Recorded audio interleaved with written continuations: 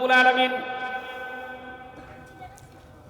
হযরতে মুসা কালিমুল্লাহ আলাইহিস সালাতু ওয়াস সালামকে মুজিজা দান করেছেন।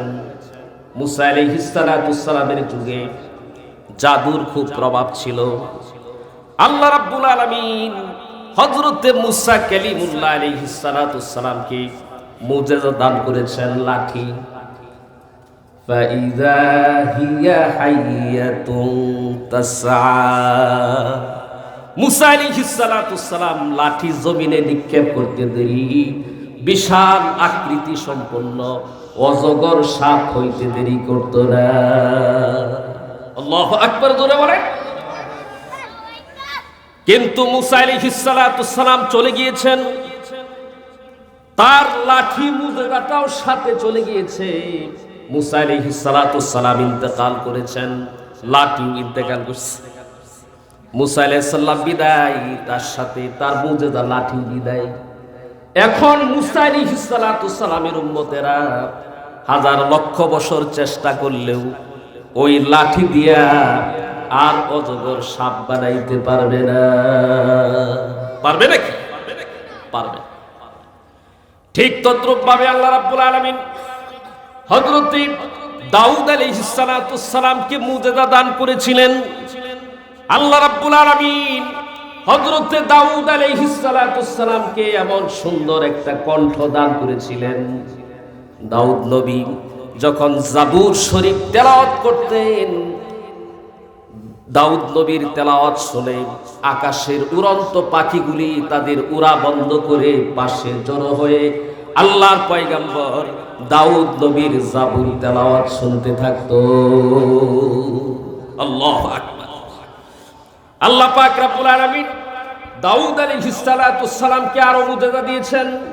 ওয়া আলান্না লাহুল হাদীদ, দাউদ আলাইহিস সালাতু ওয়াস সালাম লোহা দিয়া যদি কোনো জিনিস বানাতে চাইতেন, লোহা দাউদ আলাইহিস সালাতু ওয়াস সালাম লোহা হাতে নিলেই লোহা মোমের মতো নরম হয়ে যাইত।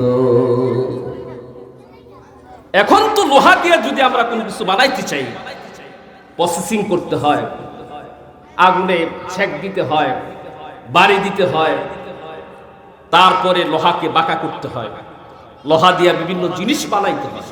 কিন্তু আল্লাহ রাব্বুল আলামিন আল্লাহর পয়গম্বর দাউদ আলাইহিস সালাতু ওয়াস সালামকে মুজিজা দিয়েছিলেন। উনি লোহা হাতে নিলেই লোহা মোমের মতো নরম হয়ে যাইত। উনি যা ইচ্ছা তাই সহজেই বানাইতে পারেন। সুবহানাল্লাহ জোরে বলেন। কিন্তু আল্লাহর পয়গম্বর দাউদ আলাইহিস সালাম দুনিয়া থেকে বিদায় নিয়েছেন, তার মুজিজাও বিদায় নিয়েছে। এখন দাউদ আলাইহিস সালাতু ওয়াস সালামের উম্মতেরা সারা জীবনও যদি চেষ্টা করে লোহাকে আর মোম বানাইতে পারবে না। পারবে নাকি? পারবে না। দাউদ আলাইহিস সালাতু ওয়াস সালামের মুজিজা এটা উনার সাথেই নির্দিষ্ট ছিল, খাস ছিল। উনি ইন্তেকাল করেছেন, সাথে মুজিজাও বিদায় নিয়েছে। জোরে কোন ঠিক কিনা? আল্লাহ রাব্বুল আলামিন আল্লাহর পয়গম্বর ঈসা আলাইহিস সালাতু ওয়াস সালামকে মুজিজা দান করেছেন।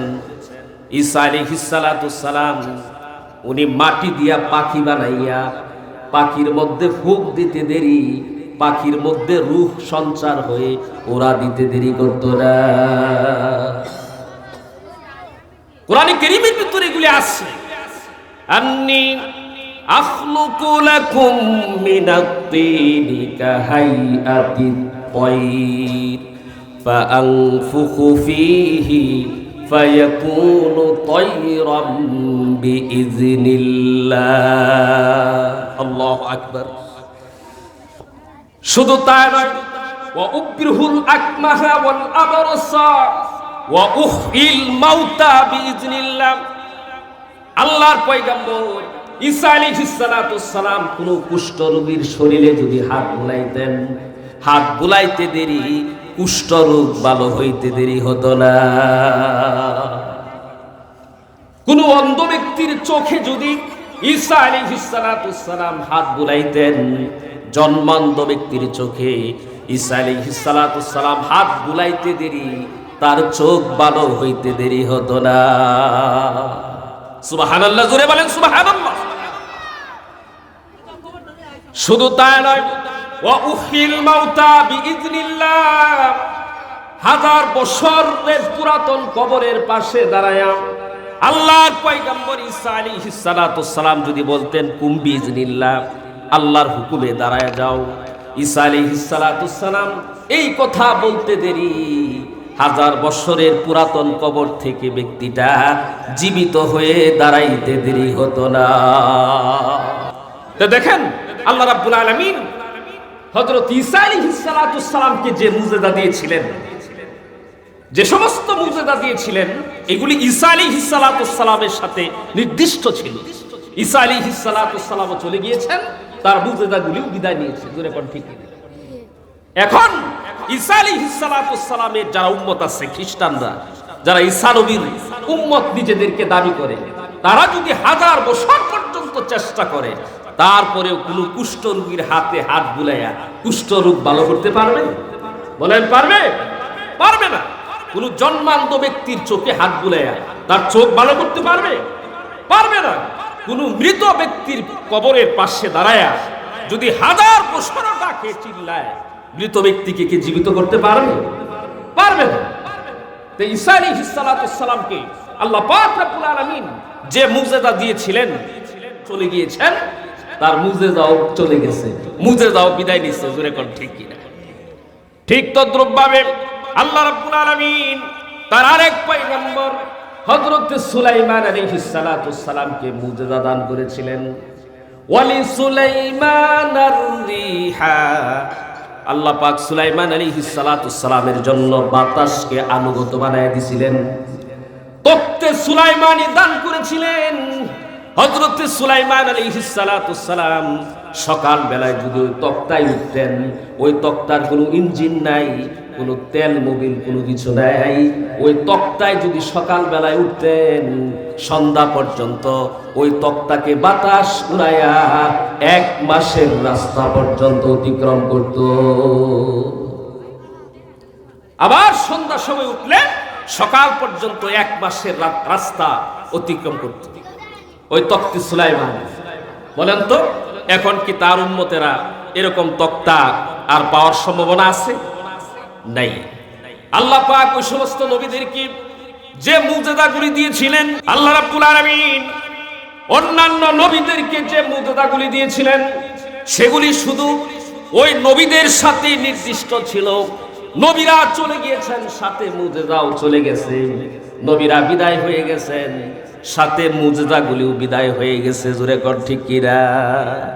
কিন্তু আল্লাহ রাব্বুল আলামিন আপনি আমার পয়গম্বর, আখিরুল আম্বিয়া, ইমামুল মুরসালিন, খাতামুন নবীন, সাইয়্যিদুল মুরসালিন, বিশ্ব নবী মুহাম্মদুর রাসূলুল্লাহ সাল্লাল্লাহু আলাইহি ওয়াসাল্লামকে আল্লাহ রাব্বুল আলামিন 3000-এর উপরে মুজিজা দান করেছেন।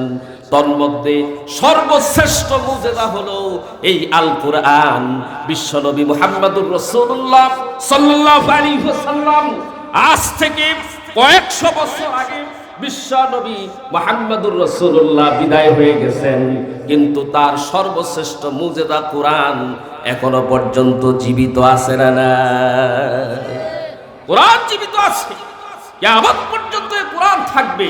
এই কোরআন নামক মুজিজা বিশ্ব নবীর উম্মতেরা এখনো ব্যবহার করতে পারবে, কিয়ামত পর্যন্ত পারবে। জোরে কোন ঠিক কিনা? এজন্য এই কোরআন হচ্ছে সর্বশ্রেষ্ঠ মুজিজা, কোরআন হচ্ছে জিন্দা মুজিজা। এজন্যই তো কোরআনকে কালামুল্লাহ বলা হয়, আল্লাহর কালাম বলা হয়। পৃথিবীর অন্য কোনো গ্রন্থকে কালামুল্লাহ বলা হয় না। হযরতে ঈসা আলাইহিস সালাতুস সালামের উপর যে কিতাব নাজিল করা হয়েছিল, ইনজিল শরীফ, সেটাকে কিন্তু কালামুল্লাহ বলা হয় না, সেটাকে কিতাবুল্লাহ বলা হয়। মুসা আলাইহিস সালাতুস সালামের উপর আল্লাহ রাব্বুল আলামিন তাওরাত কিতাব নাজিল করেছেন, তাওরাত কিতাবকে কিন্তু কালামুল্লাহ বলা হয় না, কিতাবুল্লাহ বলা হয়। দাউদ আলাইহিস সালাতুস সালামকে আল্লাহ পাক জাবুর কিতাব দান করেছেন, জাবুরকে কিন্তু কালামুল্লাহ বলা হয় না, কিতাবুল্লাহ বলা হয়। দাউদ কিতাব, জাবুর কিতাবুল্লাহ, তাওরাত কিতাবুল্লাহ, ইনজিল কিতাবুল্লাহ, সহিফা যতগুলি আছে সবগুলি কিতাবুল্লাহ। সহিফায়ে আদম কিতাবুল্লাহ, সহিফায়ে নূহ কিতাবুল্লাহ, সহিফায়ে ইদ্রিস কিতাবুল্লাহ, সহিফায়ে আইয়ুব কিতাবুল্লাহ, সহিফায়ে ইব্রাহিম ইসমাঈল কিতাবুল্লাহ, সহিফায়ে ইব্রাহিম কিতাবুল্লাহ। পৃথিবীর অন্যান্য যত আসমানি সাহিফাগুলি আছে সবগুলি হলো কিতাবুল্লাহ। আসমানি যে কিতাবগুলি আছে সেগুলিও কিতাবুল্লাহ। কিন্তু পৃথিবীর জমিনে এমন একটা গ্রন্থ আছে, এমন একটা বই আছে যেটা কিতাবুল্লাহ হওয়ার সাথে সাথে কালামুল্লাহ, সেটা হচ্ছে পবিত্র আল কোরআন। আল্লাহু আকবার, জোরে বলেন আল্লাহু আকবার। এই কোরআন হচ্ছে কিতাবুল্লাহ, পাশাপাশি কালামুল্লাহ। কালামুল্লাহ এটা মৃত নয়।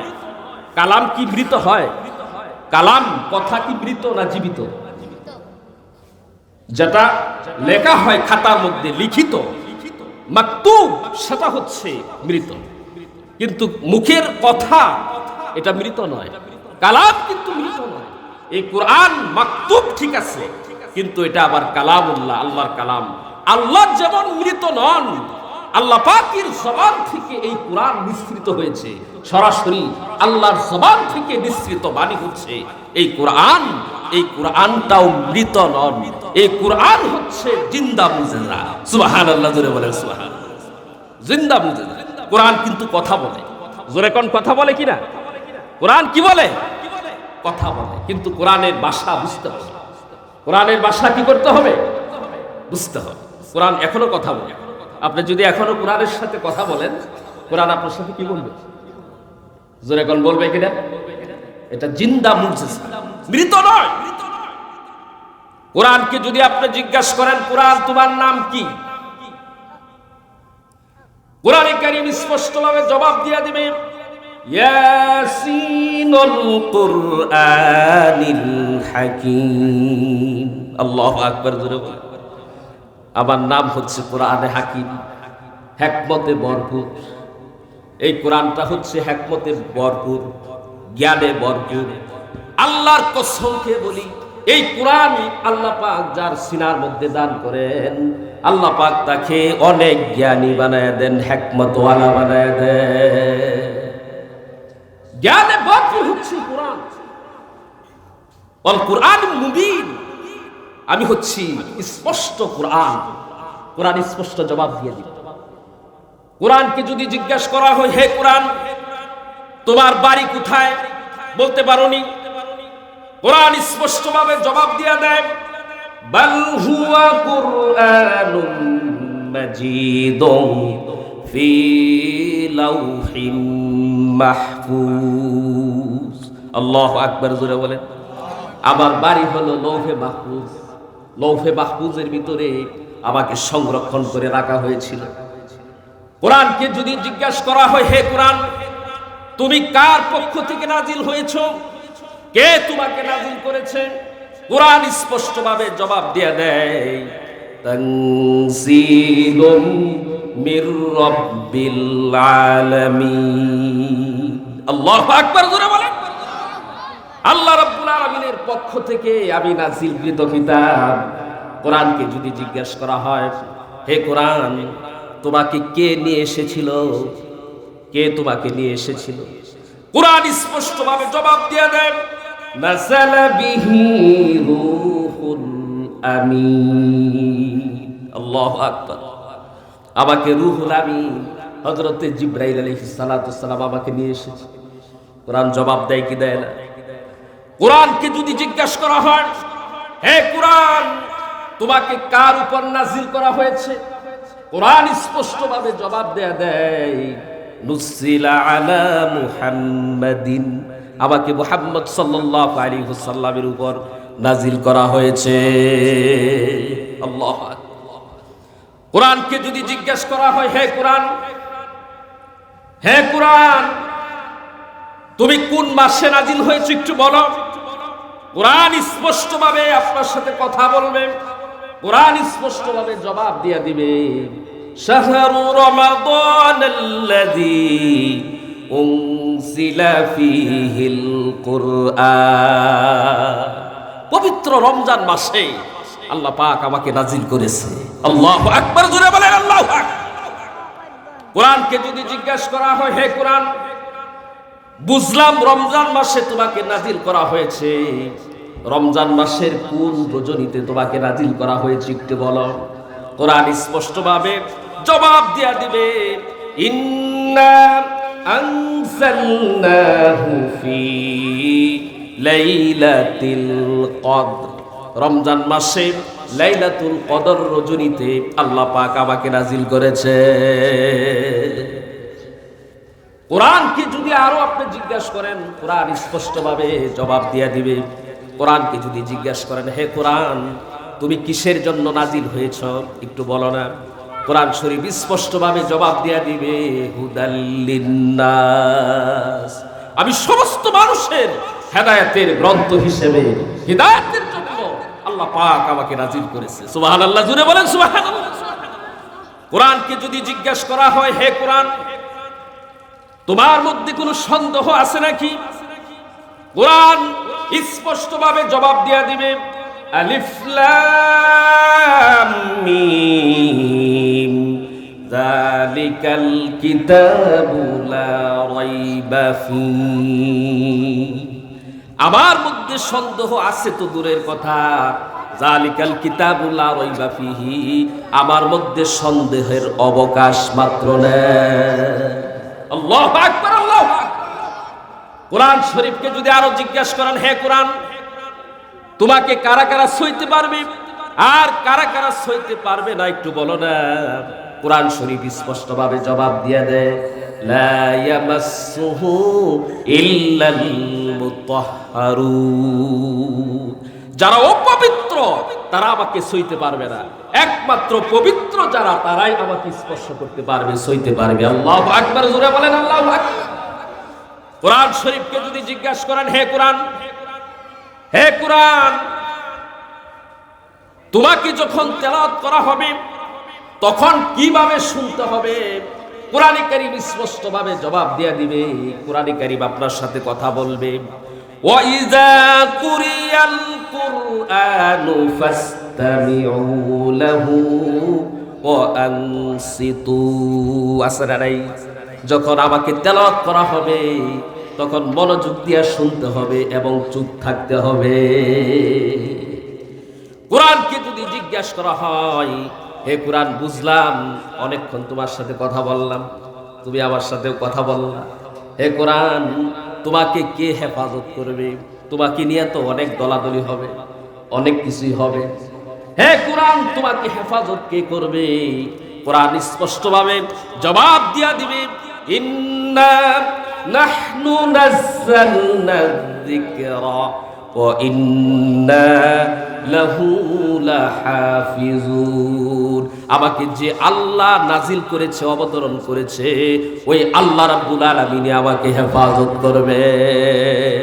আল্লাহু আকবার, জোরে বলেন। এইভাবে কোরআনের সাথে যদি আপনি ঘন্টার ঘন্টা কথা বলতে চান, কোরআন আপনার কথার জবাব দিবে কি দিবে না?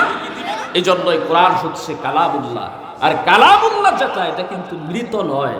কালাম কখনো মৃত হয় না, কথা কখনো মৃত হয় না, এজন্যই কোরআন হচ্ছে জিন্দা মুজিজা। আল্লাহু আকবার, জোরে বলে জিন্দা মুজিজা। এই কোরআনের সাথে আমরা সম্পর্ক রাখবো তো ইনশাআল্লাহ। এই কোরআন হচ্ছে অনেক দামি একটা কিতাব। এই কোরআন এটা সরাসরি আল্লাহ পাকের পক্ষ থেকে, আল্লাহ পাকের জবান থেকে নিঃসৃত হয়েছে। কালামুল মুলুক, মুলুকুল কালাম।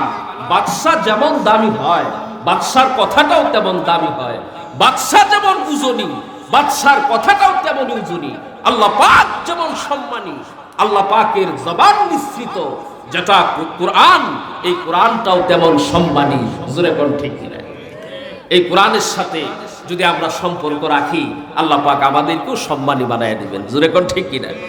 এই কোরআনের ছোঁয়া যে জিনিসটাই পেয়েছি, চাই সেটা আপনার জায়গা হোক, চাই সেটা রাত হোক, চাই সেটা সময় হোক, চাই সেটা এরকম কাপড় হোক, কোরআনের ছোঁয়া, কোরআনের সংস্পর্শ যে জিনিসটাই পেয়েছে, আল্লাহ পাকের কাছে ওই জিনিসটা দামি হয়ে গেছে। জোরে কোন ঠিক কিনা? এই যে কাপড়, কাপড় 50 টাকা 60 টাকা দামের কাপড়, যে কাপড় দিয়ে আমরা জুতাও মুছি, জোরে কোন ঠিক কিনা?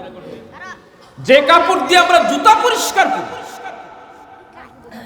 ওই 50 টাকা 60 টাকা দামের কাপড়টাকে যদি কোরআনের গিলাফ বানানো হয়, দামি হয়ে যায় কি যায় না? ওই কাপড়টা যদি ভুলক্রমেও যদি আমাদের হাত থেকে পড়ে যায়, সাথে সাথে কাপড়টা তুলে চুমা খাই, বুকের ভিতরে জড়ায়। জোরে কোন ঠিক কিনা? কেন? এই 50-60 টাকা দামের কাপড়, এটা যা জুতাও পরিষ্কার করা যায়, কিন্তু এই কাপড়টার এত দাম হলো কিভাবে বলেন তো? কোরআনের সংস্পর্শে এসে, কোরআনের গিলাফ বোনার কারণে এই কাপড়টা এখন চুমার উপযুক্ত হয়ে গেল, এই কাপড়টা বুকে জড়ানোর উপযুক্ত হয়ে গেল। জোরে কোন ঠিক কিনা? ঠিক তদ্রুপভাবে এই যে আমরা মক্কার অপর নাম ছিল বাক্কা, তেমন সম্মানিত শহর নয়, কিন্তু কোরআনের কিছু অংশ মক্কায় নাজিল হয়েছে। কোরআনের যে অংশ, যে সূরা বা আয়াত মক্কায় অবতরণ হয়েছে, সেগুলিকে মাক্কি সূরা বলা হয়। এই কোরআনের নুজুলিয়তের বরকতে, কোরআন মক্কায় নাজিল হওয়ার কারণে এই মক্কা এখন আর বাক্কা নাই, এটা মক্কাতুল মুকাররমা হয়ে গেছে। এখন যদি কেউ শুধু মক্কা বলে, আল মক্কা, হক আদায় হবে না। আল মক্কার সাথে একটা সিফতি নাম, একটি গুণবাচক শব্দ আল মুকাররমা শব্দটাও কি করতে হবে? বলতে হবে। তা দেখেন, যে মক্কা বাক্কা ছিল, এই মক্কা মুকাররমা কিভাবে হলো? কোরআনের নুজুলিয়তের বরকতে, কোরআন নাজিল হওয়ার বরকতে। জোরে কর ঠিক কিনা? ঠিক তদ্রুপভাবে মদিনা, এটা ইয়াসরিব ছিল, যেমন সম্মানিত শহর নয়, কিন্তু কোরআনের কিছু অংশ মদিনায় নাজিল হওয়ার কারণে এখন যদি কেউ শুধু আল মাদিনা বলে, হক আদায় হবে না। আল মাদিনার সাথে আরেকটি গুণবাচক শব্দ যোগ করতে হবে, আল মুনাওয়ারা, মানে আলোকিত শহর। আল মাদিনাতুল মুনাওয়ারা বলতে হবে। দেখেন, আল মাদিনা যাতে ইয়াসরিব ছিল, ওই আল মাদিনা মুনাওয়ারা আলোকিত কিভাবে হলো? এই কোরআনের সংস্পর্শে, কোরআন এর কিছু অংশ মদিনায় নাজিল হওয়ার কারণে। জোরে কোন ঠিক কিনা?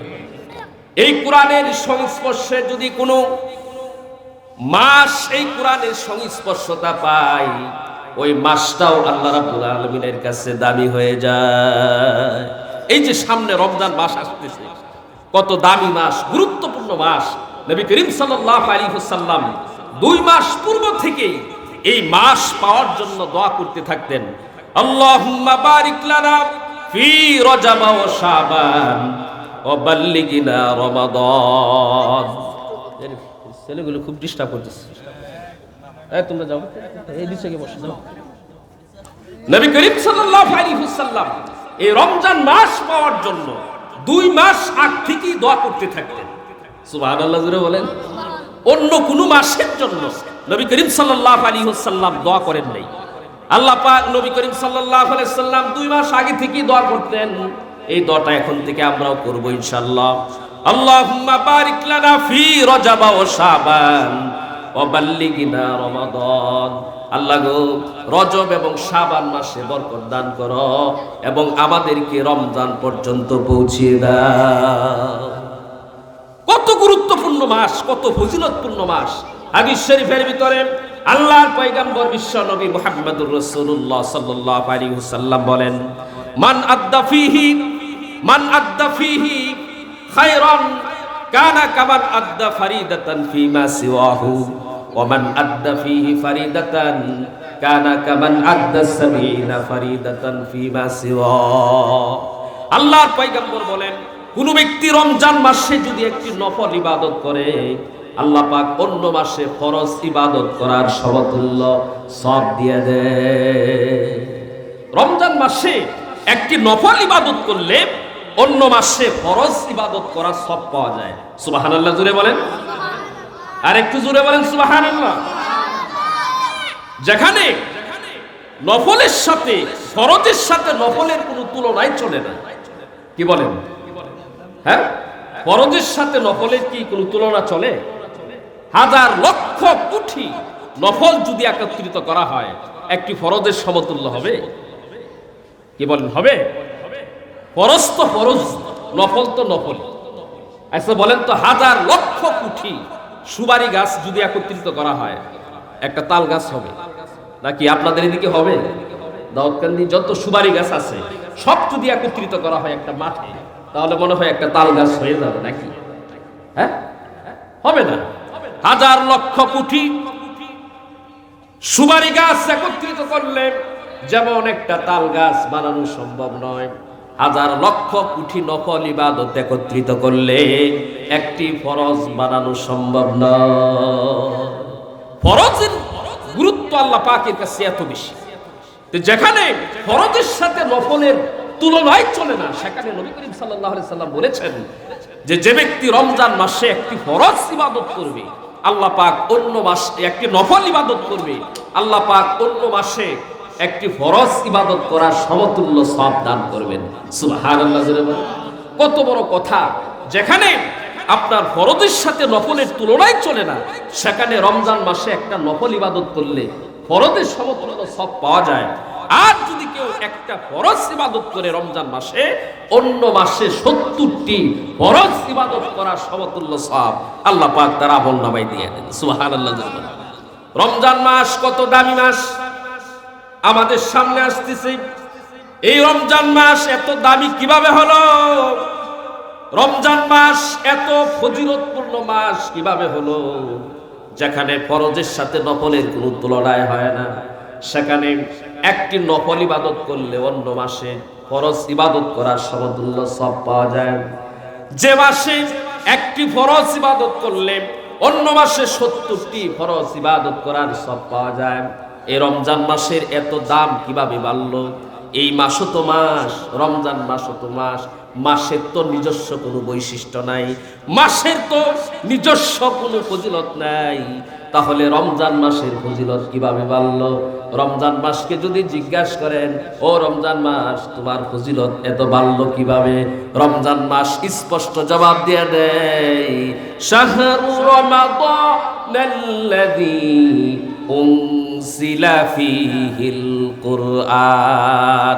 আমি রমজান মাসের দাম আল্লাহ তাআলার কাছে বাড়ার একমাত্র কারণ হলো আমি রমজান মাসে আল্লাহ পাক পবিত্র কোরআন নাজিল করেছে। কোরআনের নুজুলিয়তের বরকতে এই রমজান মাস দামি মাসে পরিণত হয়েছে। সুবহানাল্লাহ জোরে বলেন। এই রমজান মাসেই একটা রজনী আছে, লাইলাতুল কদর, অত্যন্ত ফজিলতপূর্ণ রাত। লাইলাতুল কদর এটা কত ফজিলতপূর্ণ, আল্লাহ পাক নিজেই এই লাইলাতুল কদরের ফজিলত বর্ণনা করেছেন কোরআনে কারীমের ভিতরে। আল্লাহ রাব্বুল আলামিন বলেন, লাইলাতুল কদরি খায়রুম মিন আলফি শাহর। লাইলাতুল কদর হলো 1000 মাস নফল ইবাদত করার চেয়ে আমি আল্লাহ রাব্বুল আলামিনের কাছে অনেক অনেক উত্তম। 1000 মাস কোন ব্যক্তি নফল ইবাদত করলো, সারা দিন সে রোজা রাখলো, সারা রাত কিয়ামে লাইল করলো, এভাবে লাগাতার 1000 মাস যদি কেউ করে, তাহলে সে যতটুকু সওয়াব অর্জন করলো, এক লাইলাতুল কদর রাতে যদি সে ইবাদত করে, এর চেয়ে আরো লক্ষ কোটি কোটি গুণ বেশি সওয়াব আল্লাহ তাআলা তার আমলনামায় দিয়ে দেয়। সুবহানাল্লাহ। তে লাইলাতুল কদর এটা এত সম্মানিত রাত কিভাবে হলো?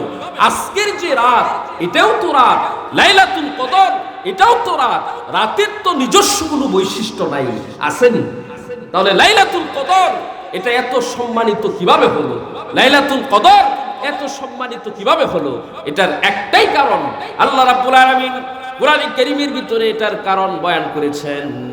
ইন্না আনজালনাহু ফি লাইলাতিল কদর।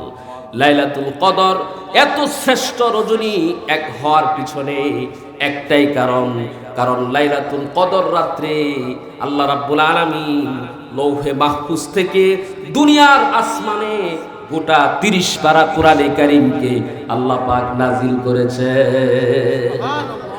এই 30 পারা কোরআন আল্লাহ পাক লাইলাতুল কদর রাত্রে এই লৌহে মাহফুজ থেকে দুনিয়ার আসমানে একসাথে 30 পারা কোরআন নাজিল করেছেন। এই লাইলাতুল কদর রাত কোরআনের নুজুলিয়তের সোয়া পেয়ে আল্লাহ পাকের কাছে 1000 মাস নফল ইবাদত করার চেয়ে শ্রেষ্ঠ রজনী বিবেচিত হয়ে গেল। সুবহানাল্লাহ। তাহলে কোরআনের সাথে যে জিনিসটার সোয়া লাগতেছে, চাই সেটা সময় হোক, চাই সেটা কাপড় হোক, চাই সেটা এরকম রাত হোক, চাই সেটা মাস হোক, সেটাই দামি হয়ে যাইতেছে। যেরকম ঠিক কিনা? এই যে কোরআনের সাথে ফেরেশতাদের মধ্যে সর্বশ্রেষ্ঠ ফেরেশতাকে একটু নাম বলেন, কে?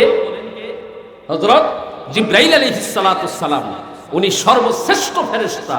আল্লাহ পাক উনাকে রুহুল আমিন উপাধি দিয়েছেন, রুহুল কুদুস উপাধি দিয়েছেন। হযরত জিবরাইল আলাইহিস সালাতুস সালামকে আল্লাহ পাক 600 নূরের পাখা দান করেছেন।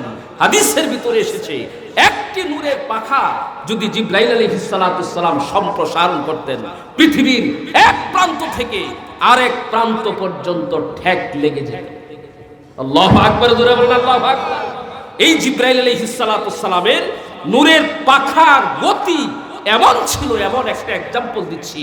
হযরত ইব্রাহিম আলাইহিস সালাতুস সালাম, আল্লাহর খলিল ইব্রাহিম আলাইহিস সালাতুস সালাম যখন তার কলিজার টুকরা সন্তান ইসমাইলকে জবাহ করার জন্য মিনার প্রান্তরে শুয়েছেন, বিসমিল্লাহ আল্লাহু আকবার বলে ফেলেছেন। এখন বলেন তো, জবাহ করতে কতটুক সময় বাকি? কয় ঘন্টা? হ্যাঁ, আরে বিসমিল্লাহ আল্লাহু আকবার বলে ফেলেছেন। তো হযরত জিবরাইল আলাইহিস সালাতুস সালাম বলেন, ইব্রাহিম নবী বিসমিল্লাহ আল্লাহু আকবার বলে ফেলেছেন। তখন আল্লাহ পাক আমাকে বললেন, জিবরাইল, আমার খলিল ইব্রাহিম তার ছেলেকে জবাহ করে ফেলবে। আমার তো জবাহ করা উদ্দেশ্য নয়। আমি আল্লাহ পাকের উদ্দেশ্য হলো পরীক্ষা করা যে তার দিলের ভিতরে আমি আল্লাহর মহব্বত বেশি নাকি তার কলিজার টুকরা সন্তানের মহব্বত বেশি। সে তো পরীক্ষায় গোল্ডেন পেয়েছে, সে স্পষ্ট করে দিয়েছে তার দিলের ভিতরে তার সন্তানের মহব্বতের চেয়ে আমি আল্লাহ পাকের মহব্বত লক্ষ কোটি গুণ বেশি। আল্লাহু আকবার বলে ফেলেছে। তাড়াতাড়ি তার ছুরির নিচে যায় জান্নাত থেকে একটা দুম্বা রেখে দাও। তো ইব্রাহিম আলাইহিস সালাতু জিবরাইল আলাইহিস সালাতুস সালাম বলেন, আল্লাহ পাক যখন আমাকে এই আদেশ করছে তখন আমি সিদরাতুল মুনতাহায়। সিদরাতুল মুনতাহা কি এখান থেকে দাউদকান্দি বাজার নাকি? হ্যাঁ, এই পৃথিবীর জমিন থেকে প্রথম আসমান 500 বছরের রাস্তা কিসের গতিতে? নবী করিম সাল্লাল্লাহু আলাইহি সাল্লাম বলে নাই। অর্থাৎ কিয়ামতের পূর্ব মুহূর্তে সবচেয়ে দ্রুত গতি সম্পন্ন যদি কোনো যানবাহন আবিষ্কার হয়, এখনো হয় নাই, ওই যানবাহনের গতিতে এই পৃথিবীর জমিন থেকে প্রথম আসমানের দূরত্ব 500 বছরের রাস্তা। তাহলে কি পরিমাণ দূর? এই প্রথম আসমানের পরে প্রথম আসমানটা মোটা পুর হলো 500 বছরের রাস্তা, এর উপরে 500 বছরের রাস্তা। দ্বিতীয় আসমান পুর হলো 500 বছরের রাস্তা, এর উপরে 500 বছরের রাস্তা। তৃতীয় আসমান পুর হলো 500 বছরের রাস্তা, এর উপরে 500 বছরের রাস্তা। চতুর্থ আসমান পুর হলো 500 বছরের রাস্তা, এর উপরে 500 বছরের রাস্তা। পঞ্চম আসমান পুর হলো 500 বছরের রাস্তা, এর উপরে 500 বছরের রাস্তা। ষষ্ঠ আসমান পুর হলো 500 বছরের রাস্তা, এর উপরে 500 বছরের রাস্তা। সপ্তম আসমান পুর হলো 500 বছরের রাস্তা, এর উপরে 500 বছরের রাস্তা। এই সপ্তম আসমানের অনেক উপরে হলো সিদরাতুল মুনতাহা। তো জিবরাইল আলাইহিস সালাতুস সালাম বলেন, আমি তখন সিদরাতুল মুনতাহায় অবস্থান করছিলাম। আল্লাহ আমারে আদেশ করলেন, তাড়াতাড়ি যাও, জান্নাত থেকে একটা দুম্বা ইব্রাহিম আলাইহিস সালাতুস সালামের ছুরির নিচে যায় রেখে দাও। হযরত জিবরাইল আলাইহিস সালাতুস সালাম বলেন, আল্লাহ পাক যখন এই আদেশ করলেন আমি তখন সিদরাতুল মুনতাহায় অবস্থান করছিলাম। আমি আল্লাহ রাব্বুল আলামিনের দেওয়া পূর্ণ শক্তি ব্যয় করে আমার 600 নূরের পাখা ধরে এমন জোরে টান দিলাম, আমি দেখতে পেলাম মুহূর্তের মধ্যে আমি মিনার প্রান্তরে ইব্রাহিম আলাইহিস সালাতুস সালামের ছুরির নিচে জান্নাত থেকে দুম্বা রেখে দিলাম। এখনো পর্যন্ত ইব্রাহিম নবী ইসমাইলের গলায় ছুরি চালাইতে পারে না। তো জিবরাইল আলাইহিস সালাতুস সালামের যে এত পাওয়ার, আল্লাহ পাক সমস্ত ফেরেশতাদের মধ্যে ওনাকে শ্রেষ্ঠ ফেরেশতা হিসাবে ভূষিত করেছেন। এত মর্যাদা আল্লাহ পাক জিবরাইলকে কেন দিলেন? কারণ কোরআনের সাথে ওনার সম্পর্ক বেশি। সমস্ত ফেরেশতাদের মধ্য থেকে জিবরাইল আলাইহিস সালাতুস সালামের কোরআনের সাথে সম্পর্ক বেশি। নবী করিম সাল্লাল্লাহু আলাইহি সাল্লামের কাছে কোরআনের অধীনে জিবরাইল আলাইহিস সালাতুস সালাম 1-2 বার আসে নাই, এরকম ভাবে 24,000 বার নবী করিম সাল্লাল্লাহু আলাইহি সাল্লামের কাছে কোরআনের অধীনে এসেছেন। কোরআনের সাথে সম্পর্ক বেশি, এজন্য জিবরাইলের মর্যাদাও বেশি। এই জন্যই কোরআনের সাথে আমরা সম্পর্ক রাখবো। তো কোরআনের সাথে যদি আমরা সম্পর্ক রাখি, আল্লাহ পাক আমাদের সম্মান বাড়াইয়া দিবেন। জোরে কোন ঠিক কিনা?